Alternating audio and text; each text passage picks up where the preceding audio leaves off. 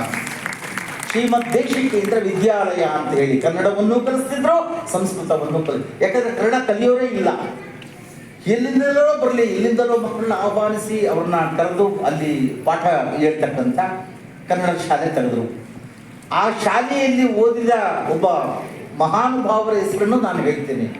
Doctor professor M G ನಂಜುಂಡಾರಾಧ್ಯ ಅಂತ ನೀವು ಕೆಲವರಾದರೂ ವಿದ್ಯಾವಂತರು ಕೇಳಿರ್ತೀರಿ.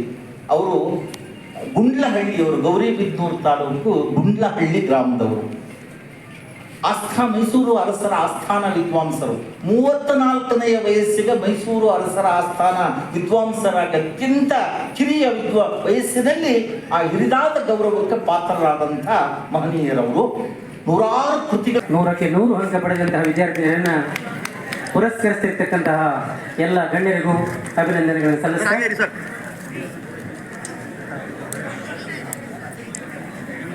ಇವರು ಮುಂದಿನ ದಿನಗಳಲ್ಲಿ ಇನ್ನಷ್ಟು ಸಾಧನೆ ಮಾಡಿ ಕನ್ನಡದ ಕೀರ್ತಿ ಪತಾಕೆಯನ್ನು ದಿಗಂತದತ್ತ ಎತ್ತರಿಸಬೇಕೆಂದು ವಿನಂತಿಸಿಕೊಳ್ತಾ, ವಿದ್ಯಾರ್ಥಿನಿಯರು Swathi R, Kavya PN, Nithyashree P, Lakshmi, Prathiksha R, Nagesh S, Manushree ಇಷ್ಟು ವಿದ್ಯಾರ್ಥಿನಿಯರು ಕೂಡ ವೇದಿಕೆ ಮುಂಭಾಗಕ್ಕೆ ಬಂದಿರಬೇಕು.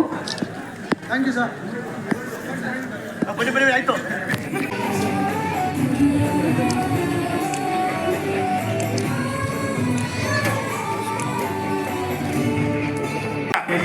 ಮುಂದೆ ನಾವು ಇದನ್ನು ಮಂಡಿಸ್ತಾ ಸರ್ಕಾರ ಮತ್ತು ಜಿಲ್ಲಾಡಳಿತ ಇವುಗಳನ್ನು ಪರಿಶೀಲಿಸಿ ಇವುಗಳಿಗೆ ಸಕಾರಾತ್ಮಕವಾಗಿ ಸ್ಪಂದಿಸಿ ನಮ್ಮ ಕಾರ್ಯ. ನಮಸ್ಕಾರ. ಕನ್ನಡ ಸಾಹಿತ್ಯ ಪರಿಷತ್ತು ಚಿಕ್ಕಬಳ್ಳಾಪುರ ಜಿಲ್ಲೆ ಹಾಗೂ ಕನ್ನಡ ಭವನ, ಕನ್ನಡ ಮತ್ತು ಸಂಸ್ಕೃತಿ ಇಲಾಖೆಯಿಂದ ನಿರ್ಮಾಣಗೊಂಡಿರುವ ಒಂದು ಹವಾನಿಯಂತ್ರಣ ಸುಸಜ್ಜಿತವಾದ ಒಂದು ಕನ್ನಡ ಭವನ ಉದ್ಘಾಟನೆ ನಿನ್ನೆ ತಾನೇ ಆಗಿದೆ. ಕನ್ನಡ ಭವನ ಉದ್ಘಾಟನೆ ಸುಮಾರು 12 ವರ್ಷಗಳಿಂದ ಕಾಮಗಾರಿ ವಿಳಂಬವಾಗಿ ನಿಂತೋಗಿತ್ತು. ನಿನ್ನೆ 2 ಬಾರಿ ಕಾರ್ಯಕ್ರಮ ಪೂರ್ಣಗೊಂಡಿದ್ದು, ತದನಂತರ ನಿನ್ನೆ ತಾನೇ ಉದ್ಘಾಟನೆ ಆಗಿದೆ. ಇದು ಒಳ್ಳೆ ಜಿಲ್ಲೆ ಹಾಗೂ ಕರ್ನಾಟಕ ರಾಜ್ಯದಲ್ಲಿ ಒಳ್ಳೆ ಸುಸಜ್ಜಿತವಾದಂಥ ಹವಾನಿಯಂತ್ರಣವಾದಂಥ ಒಂದು ಭವನವಾಗಿದೆ. ಇಲ್ಲಿ ಏನು ನಮ್ಮ ಕನ್ನಡ ಸಾಹಿತ್ಯ ಪರಿಷತ್ ವತಿಯಿಂದ ನಾವು ಕನ್ನಡ ಸಾಹಿತ್ಯ ಸಮ್ಮೇಳನ ಸಹ 2ನೇ ದಿನ ಸುಸಜ್ಜಿತವಾಗಿ ನಡೆಸ್ತಾ ಇದ್ದೇವೆ.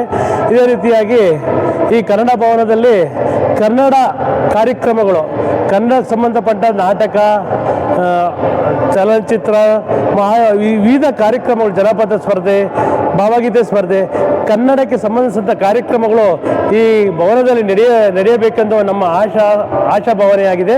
ಅದೇ ರೀತಿಯಾಗಿ ಈ ಕನ್ನಡ ಭವನ ಅತಿ ಹೆಚ್ಚು ಜನರು ಕೂತ್ಕೊಳ್ಳುವಂಥ ಒಂದು 950 ಜನ ಆಸನಗಳುಳ್ಳ ಒಂದು ಭವನವಾಗಿದೆ. ಇದು ನಮ್ಮ ಜಿಲ್ಲೆ ಹಾಗೂ ರಾಜ್ಯದಲ್ಲೇ ಎಲ್ಲಿ ಇರದಂತಹ ಈ ಕನ್ನಡ ಭವನ ನಮ್ಮ ಜಿಲ್ಲೆಯದಾಗಿದೆ.